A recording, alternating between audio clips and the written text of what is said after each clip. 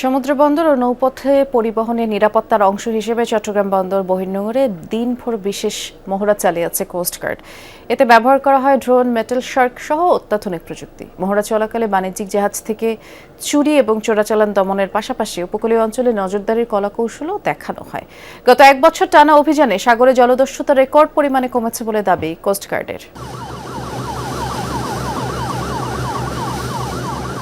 সকালে চট্টগ্রাম বন্দর বহির্নোঙরে ড্রোন উড়িয়ে এবং 3টি মেটাল শার্ক জলযান নিয়ে বিশেষ মহড়ায় নামে কোস্টগার্ডের প্রশিক্ষিত টিম। বহির্নোঙরে জাহাজ থেকে চুরি ও পণ্য চোরাচালান দমন এবং বাণিজ্যিক ও জ্বালানিবাহী জাহাজের নিরাপত্তা নিশ্চিত করতে অভিযানের কলাকৌশল দেখানো হয় এই সময়। নদী তীরবর্তী এলাকাগুলোর পরিস্থিতিও পর্যবেক্ষণ করা হয়।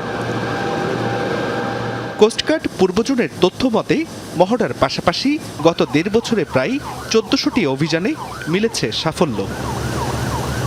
আমাদের কর্মকাণ্ড পরিচালনা করি, এক্ষেত্রে আমাদের বিভিন্ন সময় বিভিন্ন অনাকাঙ্ক্ষিত ঘটনার মোকাবেলা করতে হয়, কিন্তু আমরা দেশ এবং দেশের জাতির জনগণের স্বার্থে আমরা সর্বদা সোচ্চার আছি এবং আমরা আমাদের টহল পরিচালনা করে যাব।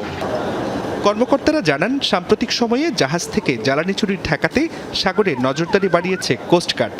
নিয়মিত চলছে অভিযান।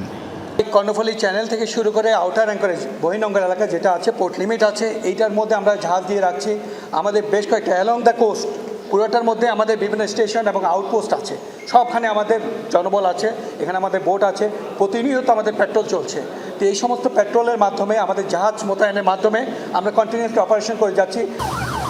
কোস্টগার্ডের দাবি, 2024 সালে চট্টগ্রাম বন্দর এলাকায় 13টি জলদস্যুতার ঘটনা ঘটলেও 2025 সালে তা কমে 4টিতে নেমে আসে এবং 2026 সালে এখন পর্যন্ত কোনো ঘটনা ঘটেনি।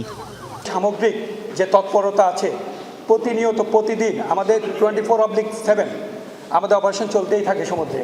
তো আমরা অত্যন্ত তৎপর। এই সংখ্যা এখন পর্যন্ত শূন্য। ইনশাল্লাহ আমরা চেষ্টা করব এই বছর যেন একটাও না হয় এরকমের ঘটনা। জুবাইর রিফাত, যমুনা নিউজ, চট্টগ্রাম।